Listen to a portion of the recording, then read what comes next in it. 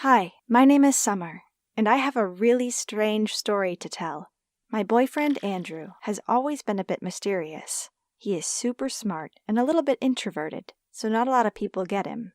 But I felt like I did. He was always dressed in black, always sat in the same spot, and read weird books that he picked out from a library downtown. Specifically, he loved reading about conspiracy theories and unsolved mysteries. He knew so much about everything, and I found it so sexy, especially when he would explain them to me. Andrew wasn't exactly the typical boyfriend. Like, he got me weird presents, such as black roses and handmade dolls. And when we went out, he took me to places in the woods and other hidden parks he knew. We always had a lot of fun together. I loved him, I really did. But later on, things changed. Andrew started to ignore my calls and texts. He ignored me for days. At first, I was super worried. I thought something was really wrong, and he was going to break up with me. Finally, I decided to go to his house. He was just hunched over his computer and scrolling through Reddit. He told me he'd just gotten carried away online and didn't hear his phone. It was weird though, because he's never missed any of my calls or texts before, but I shrugged it off. I figured everyone has strange days. Maybe he was just tired, or accidentally put his phone on silent. Then it happened again the next day. I didn't hear from him at all, no matter how many times I called or texted him. I called his mom, and she told me he was fine. He was just shut up in his bedroom. I didn't understand why he was ignoring me all of a sudden, but I didn't want it to happen again. So on the third day, I asked him if we could hang out after school, but he told me he had something important he needed to do. I didn't understand, and we kind of argued about it. What was more important than me? So I decided to follow him, to know what was going on. I saw him walking out of school and going the opposite way than he normally would go to get home. He was walking for ages, and I started to get really creeped out. It was a weird part of town that no one ever really went to because it was so run down. All the shops were closed and the windows smashed in. Then all of a sudden, Andrew turned and walked through a gate I didn't recognize. I ran up behind him and looked through the bars. It was some old, creepy church. The sun was starting to set, and I didn't want to get caught outside in the dark, so I went home feeling confused and a little freaked out. I started to worry that maybe he'd found someone else and was meeting up with her privately where no one could see them. The idea of it was bugging me so much. I couldn't concentrate on homework. I couldn't eat. So then I did something bad. I know it's wrong, but I pulled out my laptop and I logged onto his Facebook to see if he'd been chatting to any other girls. But what I found was 10 times worse. He'd been talking to some guy with a strange and obviously fake Facebook name. Their messages were weird and sounded like gibberish, almost like a foreign language or something. The ones that were in English were weird. The other guy kept asking Andrew questions like, "Have you done what we asked?" and "Send us proof that you're serious." There weren't many messages, but it was enough to freak me out. I didn't know how to confront Andrew about it without admitting I logged into his Facebook. The next day, I walked home with him after school and confronted him about the problems we've been having. He said that he didn't mean to ignore me, but he felt he had a greater purpose at the moment. I didn't really understand what he meant. What kind of greater purpose was he talking about? That was when he told me that he'd met up with some guys from Reddit a few days ago, and he wanted to introduce me to them. At first, I wasn't sure what to think, but as Andrew started to tell me more and more about his friends, and that they'd all planned to celebrate God together, I felt a little bit better. After all, if they were good Christians, they'd be nice people for sure, wouldn't they? That also explained the creepy church. So, I agreed to go and meet up with them with Andrew. They were meeting in the same old abandoned church outside of town. It was a bit of a ruined mess, but it was kind of cool, and Andrew seemed to be so excited. I wanted it to go well for him, and I wanted him to think I was cool for coming along. But inside, it was a bit too weird for me. There were a bunch of guys all wearing dark robes. They stood around a huge red circle on the floor in the shape of a pentagram. There were candles lighting the room, and what looked like skulls. "Andrew, what is this?" I asked. "It's our weekly meeting, Summer," he replied. "I didn't expect, you said you were worshiping God," I said, feeling confused. "The devil is our god, Summer," Andrew explained. What?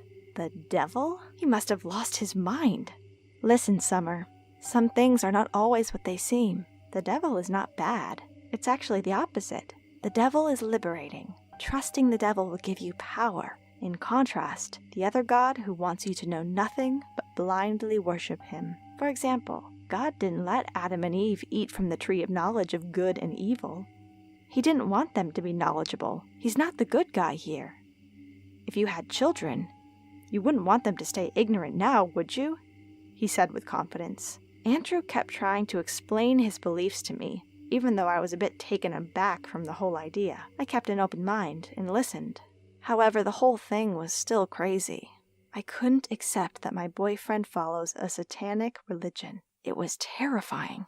Andrew saw how afraid I was, so he reassured me that there was nothing to fear. He then offered to take me to another meeting to decide for myself.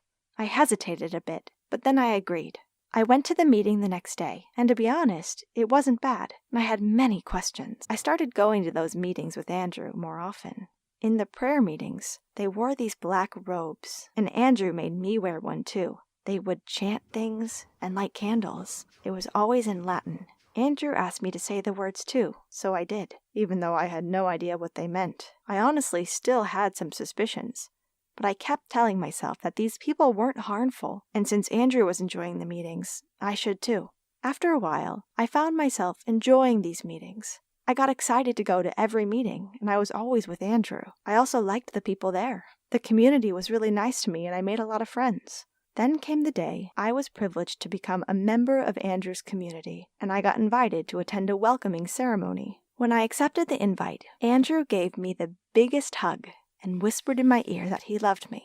I loved him too, and I was glad that I'm making the one I love happy. Later on, I was taken to the temple where I was going to become a member. However, I was surprised to see that there was a live chicken in the room. The other members told me that this was the ritual of accepting a new member into the community. They had to sacrifice a living being. I laughed, thinking they were joking, but none of the others laughed. Then Andrew pulled out a knife, and I gasped. The fluffy, clucking chicken was innocent. There was no need to kill it. You can't do this, it's wrong, I cried. Andrew said it was okay, and that I should just calm down, but I didn't. Instead, I reached my hands to the chicken and untied the rope wrapped around its legs. The poor chicken was terrified, and it quickly ran away. Andrew looked so angry. I never saw him so mad in the whole time I knew him. He rushed over to me and grabbed me by the hair. "Stop being stupid, Summer. This is important. We need to sacrifice to Satan to make him happy and bring in a new member. In return, he'll make us stronger, more powerful, and he'll give us riches. You don't understand anything. You're just a silly schoolgirl," he said. "You're mad!" I screamed, and he yanked my hair harder until I was crying in pain. He lifted the knife in his hand, and I couldn't breathe.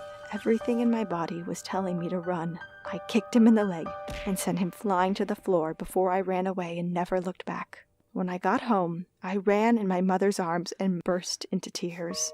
My parents were pretty worried, but I couldn't bear to tell them everything that happened. All I said was that Andrew and I were broken up, and I wasn't going to see him ever again. I cried all night.